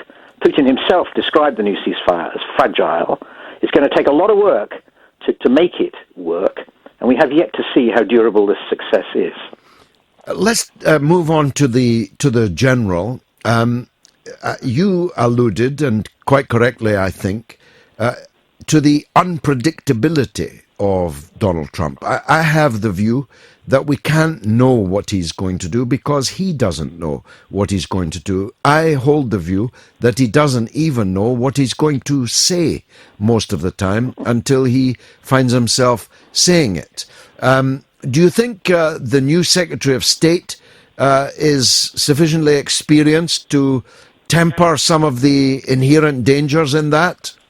Yeah, I mean, I don't know Trump, but what I do hear suggests you may be right, that he has a very different approach to saying things that he instantly thinks, which is not on the whole how you can behave when you're President of the United States, and not really thinking things through. There are people in the British government with similar problems, it has to be said. But anyway, he's about to be president. He has had the good sense to surround himself with really quite competent figures. And in particular, the appointment of Mr. Tillerson as Secretary of State is very encouraging. Tillerson has been dismissed by a lot of people as being sort of in the pocket of the Russians because he's done quite a lot of oil business with the Russians. My instinct is that there's a mistake there. You do business with the Russians, you don't end up in their pocket. You end up knowing exactly how difficult it is to do contracts with the Russians and make them stick. And it seems to me he's the ideal guy going forward if, with a bit of luck, we get a bit more warmth between Trump and Putin than we've had between Obama and Putin, the people who translate that extra warmth into hard deals over Syria, over Ukraine, over whatever, need to be adept at dealing with Russian diplomatic difficulty, if I can put it that way. And Mr. Tillerson seems to me to be exactly the right man for that role. I wholly agree. Perhaps unexpectedly, we've found a measure of agreement on several things. My last question then is this. Isn't it better, safer for the world to have people in charge who are not ideologues? One thing you can say about Trump is he is a deal maker. Tillerson is a deal maker. Whereas Clinton had a very, I think, hard but definitely clear ideological position. And this leads me, sorry, I said last question, it's a two-parter. I don't quite understand why, given that Putin is not a communist, that Russia is a capitalist country, why we have continued to pursue policies which inevitably have brought us into conflict with them. Wouldn't it have been wiser, after the fall of communism, to embrace Russia and bring it into the fold, into NATO, into the EU, into all the various multilateral organizations? Why did we, I think, make a conscious choice to continue a confrontation with a country that no longer had an ideology? Well, I mean, a couple of points there. First of all, I don't think it's right that we, the West, are entirely responsible for the way that Russia has gone. After the collapse of the Soviet Union, you have a resentful, post-imperial, angry, and actually impoverished state, which produced some pretty poisonous politics. There was an extreme right who looked at they were going to take over at one point, produced an economic collapse. It is not surprising, really, that they produced an embittered approach to the rest of the world, which was going to create problems for us in any case. Now, we made huge mistakes. We should never have expanded NATO in the way we did. We should never have cavalierly gone ahead with our war in Kosovo in the way we did. So we contributed to that, but I think we would in any case have had real difficulties. At various points, it looks as if we were going to come out of that. In particular, when Putin became president, he was talking about Russia joining NATO, he was taking on Western economic advice, he was reforming Russia, and it looked as if things might go in the right way. Now, it slid off course, and as you say, all of the old ancestral attitudes, the old generals came out of their cupboards and said, yeah, Russia, Cold War opponent, we must bash them in any way we can, and the same was true in Russia. So you had the conflicts and the challenges that we now have. But I think Putin himself, whom I've met several times, is a pragmatist. He's not an ideologue, as you say. He is very committed to creating a strong Russia which is respected by other countries in the world, including Europe and the United States. And I think if we can find a way to offer him a measure of respect in a way that the Chinese have, for example, and we have not, it will be possible to find much better ways of cooperating with Russia on important issues where we need to work together, like dealing with Islamism. Well, I entirely concur with all of that, as I say, perhaps unexpectedly. Sir Tony, I wish you a happy new year to you and your family, and I'm very pleased that you came on the show tonight. Ricardo Picasso has done. We are told all the time, he says, that most Brits support the monarchy. Let's see about that and put it to a vote. My thoughts entirely. One more before I go. Again from Ricardo, mutual stubbornness is the making of war. Peace always begins with someone extending a hand of friendship. And Nami Dehya says, such a brilliantly informed call from Laura. Radio for the informed. Talk Radio. Indeed, Nami, some wonderful calls tonight, and two great calls from women, Lauren and Lisa. Let's hear from James in Hendon. Go ahead, James. Evening, George. How are you? I'm good, sir. Thanks a lot. Go ahead. Yeah, no, I just wanted to say I enjoyed listening to you give Mark a good hiding in Battersea earlier about Russia. Well, he didn't have the bottle to call. Maybe he's out or something. I don't know. Yeah, perhaps. I just wanted to ask you a quick question, actually. I know you would like better relations with Russia, and perhaps that will happen with Trump. But I just wanted to know, obviously, if they are just another capitalist country, they seem to support a lot of things which I would have thought you're opposed to, because I know you want a more socially acceptable country, more fair for the people. If they're a capitalist country, how does that sit with you? Would you like them to change? Do you think they're different to us? I certainly would like them to change. I would prefer if Russia was a socialist country, but it isn't. That's why I can't understand the hostility to it from other capitalist countries. And we just had a very distinguished former British ambassador, a knight of the realm, agree with me on that. It was not necessary to make Russia an enemy after the collapse of communism and the breakup of the Soviet Union. Yeah, I agree. There are just some things that do worry me about Russia, and I'm a fan of unilateral nuclear disarmament. Obviously, they have weapons just like we do, and they've been involved in foreign wars just like we have. So I don't see them as a paragon of virtue. I've never claimed that they are. No. No, of course not. It's just difficult to know.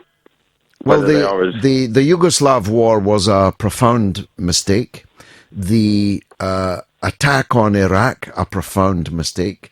The destruction of Libya, a profound mistake. The policy in Syria, a profound mistake. And Russia was on the correct side of all those arguments.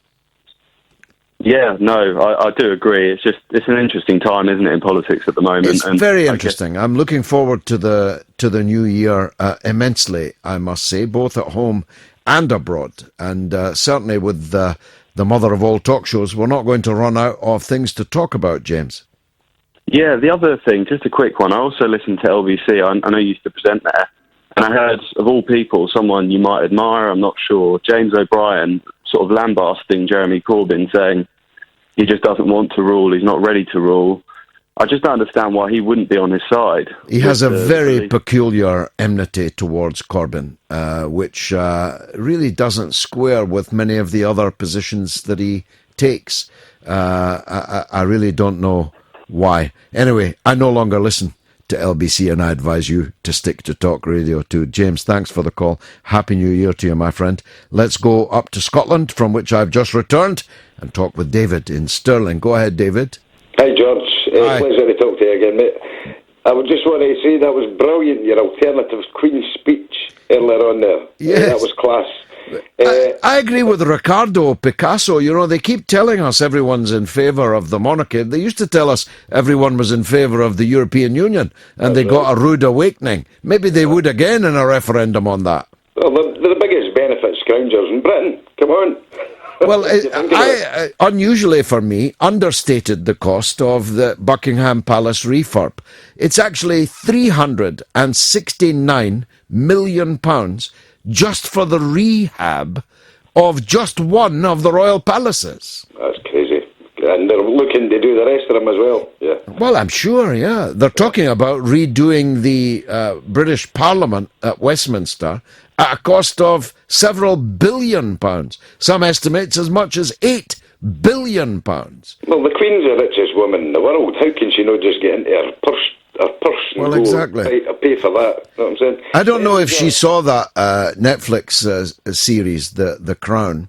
Oh, no, I wouldn't watch anything like that. Well, I thought that too. But actually, it's a history of Britain from the late 40s to date. I haven't reached the end of it yet, so it might turn sour for me. But the early part of the late 40s onwards, the Princess Margaret crisis, for example, which I had largely forgotten, was, I think, a real indictment of the idea of royalty, of a monarchy, even if the family concerned were, fantastically accomplished, which this family is not and never has been. No. But then that's your media, your mainstream media, that's putting that onto people. See, on Christmas Day, I switched the TV on. Now, I don't mind a bit of the breakfast TV just to catch up exactly. There's some things that they do tell the truth about, like George Michael dying and things like that, which was a shame. Indeed, yes. Happy goes out to his family. But things like that. But all I was getting was this guff of Sandringham and people waiting outside and I'm going, what is going on? I didn't watch to see what they're doing on Christmas Day. I like to see what was happening in the world on Christmas Day. Yeah. It's funny, all these people... The real people, not this elite nonsense that you say nobody could go in there and have a cup of tea with them or anything like that. Oh, goodness me. You're lucky to get a wave. Who wants a wave for that? You know what I'm But they gather there in a crowd to see a group of people. Get a wave of guff tomorrow. This Celtic Rangers match is on. Oh, yeah, tell me about it. Right, well, you're going to get... This is all caused by this lot of benefit scroungers. That you're going to maybe get any bother that's going to... And hug money. I don't know who came up with that idea. Hail, hail, David. Thank you very much indeed. James Ball says, thank you for pointing out the utter hypocrisy in the US being affronted by attempted interference in their internal affairs. I must say, the more you think about it, the more ridiculous it is. And Simon Brian Anderson says Obama's first decision was to bail out Wall Street, and it's been downhill all the way. He's the world's biggest disappointment. And Pedro Carrier says, hello, George. If we had a civil war in Europe or the UK, we would not expect Arab and Middle East nations to intervene and sort out our mess. That is the lesson we should learn from the Syrian civil war, not sticking our noses in wars that don't concern us. That's from Roy in Kent. And let's take one more. Andrew Spears, the strongest Labour Party ever, and Jeremy is our best leader. But have we got the stomach for an internal and external fight? Yes, he says. Simon says, after the fools in Turkey shot down a Russian jet, the world became a more dangerous place. Thank God for Putin's resolve. And Andrew says, serious, it's never going to happen. Warheads are here to stay. We must get on and face the right-wing threat. Well, we found a measure of agreement tonight. Some fellow in Battersea looked like he might want to argue the toss, but he didn't have the balls to do it. Go ahead, William. Good evening, George. Good evening to you, sir. I called you about Parliament a couple of weeks ago. Okay. You put me right. Okay. And I was going on about the Scottish National Party. Oh, yes. Now, I waited 42 weeks for a cardiology outpatient appointment. 42 weeks? 42 weeks. My goodness. A MSP wrote to Shona Robertson, the Secretary of State for Health and Sport in Scotland, and says the maximum waiting time for any person in Scotland to see any person in the hospital is 18 weeks. Wow. So where's it all gone wrong in Scotland? Well, I think the SNP have been in too long and they haven't got any serious opposition. And that's bad for democracy. Whatever view you take on the independence question, one-party states are a bad idea anywhere. And especially in a country like Scotland, which is so geographically diverse in every way. I mean, I just spent time in Dundee, in Glasgow, and in Glencoe, and in all parts in between. There's not one Scotland. There's many Scotlands. There's many interests, many different communities. And to have a one-party state in those circumstances is a serious error. And all the signs are that the local elections in May will still see big gains by the SNP and a consolidation of still more power. So I think they need a bit of opposition, William. What do you think? Well, I think it's time to bring back Labour in Scotland. Well, of course, Labour, as it's currently constituted in Scotland, has no hope or even bob hope of coming back. They've got a leader who is a political dwarf and who can hardly string a sentence together, certainly that anyone wants to hear. Labour is not what it was, William. Yeah. Thank you very much, George. And just one more thing. Yes? I hope Celtic beat Rangers tomorrow. You and me both. You and me both, William. Aberdeen hate Celtic and Rangers more than anyone else. Okay, that's William in Aberdeen getting a football point in. Let's hear from Norma in Bristol. She's always worth hearing from. I don't know about that, George. All I want to do is tell you my dreams very, very quickly for 2017. Oh, yes, please do. Right, so there's 8 very small points. Okay. 1, get rid of Trident. 2, get rid of NATO. 3, reform the United Nations. 4, build more council houses and affordable homes. 5, support Jeremy Corbyn, hoping that he'll become the next Prime Minister. 6, hope that the wars in the Middle East get sorted peaceably. 7, find more money to spend on the poorer nations and in this country. And 8, be kind to each other. Well, they may say you're a dreamer, Norma, but you're not the only one. And on many of those points, if not all of them, there will be a wide measure of agreement. And what I can tell you you can look forward to in 2017 is a relaunch of the Labour leader, Jeremy Corbyn, taking a more populist line, being Britain's Bernie Sanders, being out there on the streets of places like Bristol, less often in the House of Commons, more often down on Main Street, up and down the country. And I think he's got the right stuff to do it, and he's got the right ideas that can persuade people that this unelected, elitist Prime Minister is not the answer to our problems, not the person to guide us into the uncharted waters on which we are embarked. What do you say? Oh, I do hope so. I do hope so. So I'm getting very old, you know, now. I'm nearly 80. My goodness, you're spry for 80, I must say, Norma. I don't know, really. My mother's 81, but she looks 20 years younger, I must say. I hope I've got her genes. Norma, it's a delight always to talk to you, and I wish you a very happy new year and many more of them. Robert is in London. Let's hear from him. Go ahead, Robert. Hello, George. Always a pleasure. Thank you. I'm very just curious to hear your views on this. What do you think Theresa May and the UK government's foreign policy choices will be in 2017? Because it poses a very different prospect to anything we've seen before. Britain is going to, if Theresa May is going to follow what she's done previously, and Trump is going to follow what he's insinuating, it means that essentially Britain's going to have an independent foreign policy, which should be a good thing. But you just worry about, in the sort of atmosphere of Brexit, it could be quite tricky for Theresa May. That's a fantastic question. It's one that occupies my mind a lot. One which I've asked people, Peter Oborn, I remember, asking on here some weeks ago. It is a fascinating question. Can Britain have an independent foreign policy? Even if it's a worse foreign policy than the United States? My conclusion is that it cannot. Because Britain's foreign policy is essentially to threaten people with somebody else's army, namely the United States Army. And that's the basis on which we have belligerently become involved in all kinds of foreign entanglements. If the US Army and the US government is no longer in belligerent mood and is taking a better line on foreign affairs than us, it seems to me that we'll have to fall in, Robert.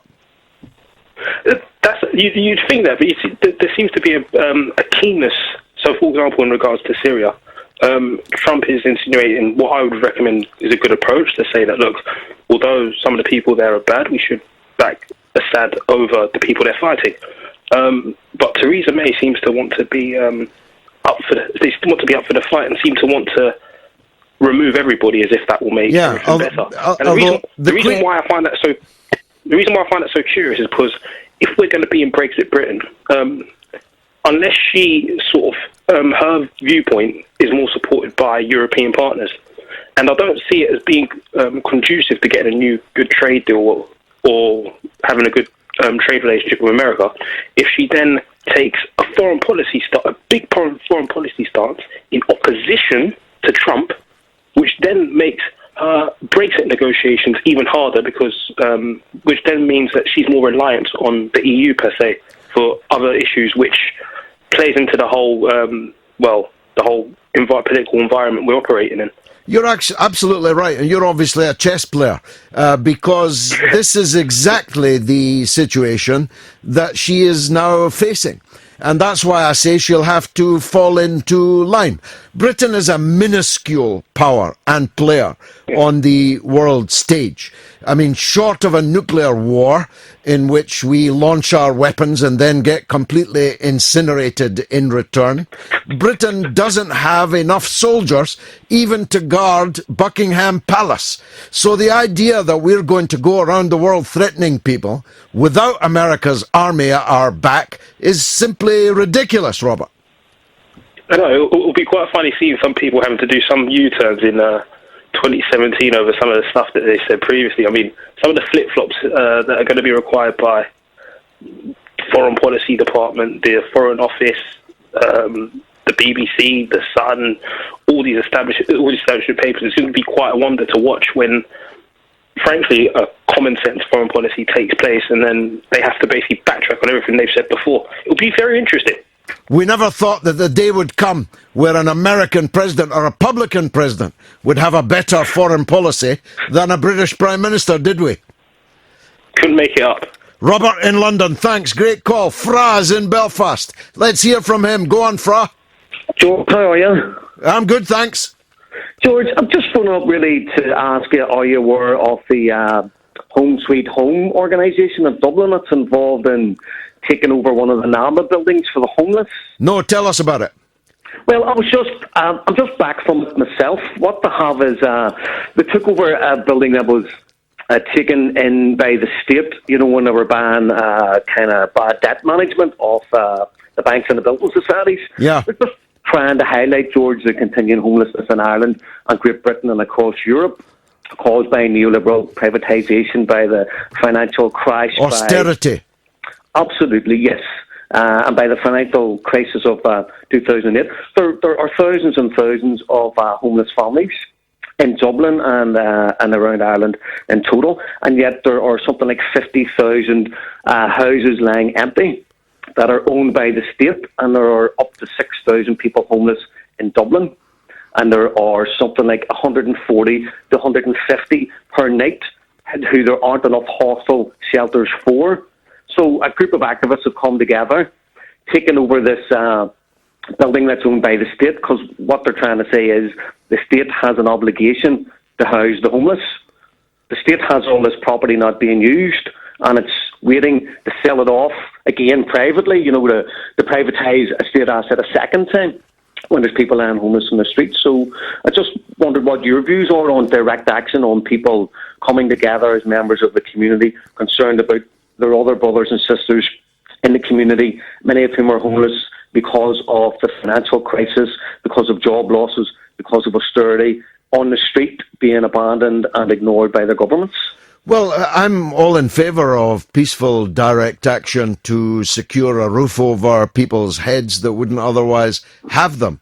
And I've been involved in some of these occupations. It's simply unacceptable anywhere in the advanced capitalist world that we have people without a roof over their head. And homelessness is growing in Ireland, outside of Dublin now, even outside, in places that it never existed before. And we spoke, I think, last night about the queue of thousands and thousands of people queuing for food for Christmas from a food bank. You couldn't see the end of the line. The queue was so vast. And Ireland has the same kind of neoliberal government that we have in the United Kingdom. And it's no better in Ireland than it is in Britain.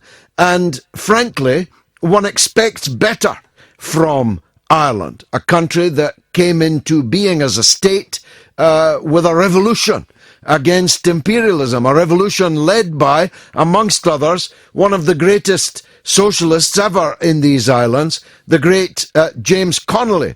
It's somehow even more unpalatable when one sees it in Ireland than when one sees it in London, Fra.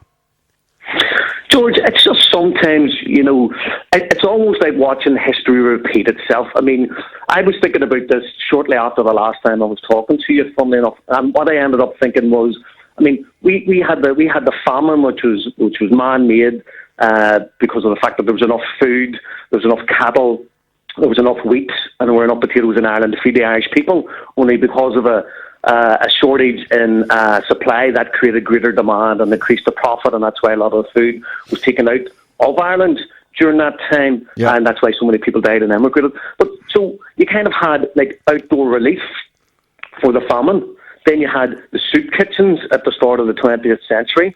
Then you had the Great Lockout, in 1913 in Dublin, and you also had kind of people got out into the streets and the community coming together and sharing its resources. And you pointed out yet again that in 2016 we have another form of outdoor relief, which is the food banks.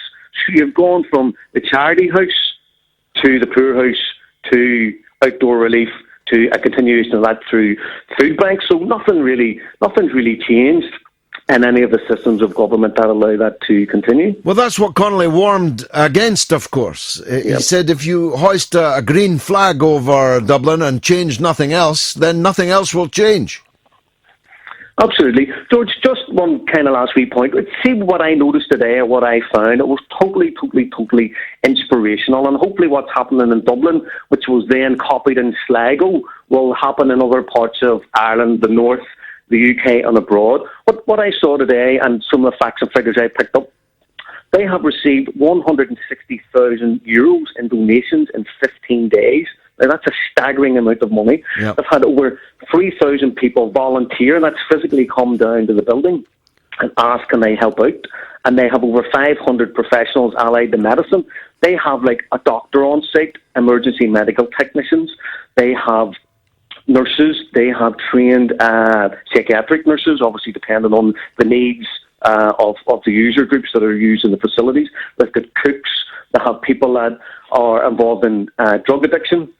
And what they're trying to do is not just get these people off the street and house them for whatever length of time they can, because the judges told them they must be out by the 11th of noon on the 11th of January. Otherwise, they're all liable to arrest anyone who stays in the building afterwards.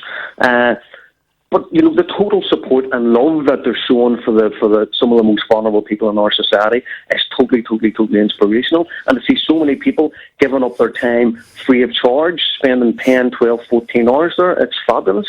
Well, that's the real Irish people. Fra, I'm grateful to you for bringing that to our attention. That's Fra in Belfast. Let's hear from Jamshed, the last caller of 2016. Go ahead, Jamshed. Hi, George. Nice talking to you. And you, sir? I was very heartened to listen to the full speech that John Kerry gave on Israel-Palestine. And did you listen to it? I did. What did you think? Well, it's a pity that he waited. Too late? Pity that he waited 7 years, 11 months, and 2 weeks to make it. Yeah, but the thing is that a speech and the transcript of it is a document that people can now refer to. I know the BBC won't refer to it, and they'll just talk about what the neocons want. But it was at least good that it was wide-ranging and very historical, don't you think? Yes, but Obama made a similar speech in Cairo 8 years ago, yes. And now Kerry has made one 8 years later. But in between times, they've done everything that they could to make the Middle East worse. No, I totally agree with you, but it did hearten me that the Secretary of the State said things that have not been said before. Well, that's true. I was very pleased about that. The other thing, another positive thing that I've got at the end of the year after such a miserable year was finding Tom Hartman on Sputnik Radio. He's fantastic. I listen to him every week. And I just learned so much about US politics that you won't hear on our mainstream media here. So I urge people to, if they want to know what's going on in America, people from all over America phone up, and you get a totally different view of Americans than you do from our mainstream media, and like that comment that all Americans are stupid. There's a huge population in America that's very progressive, and Tom Hartman I looked him up on Wikipedia. He's done some great things in his life. He is. He's a very fine man, a very great man. Well, Jamshed, I said you were the last call. This is the centenary of the assassination of Rasputin, the lover of the Russian Queen. It's been marvellous, and I hope you all have a very happy and prosperous 2017.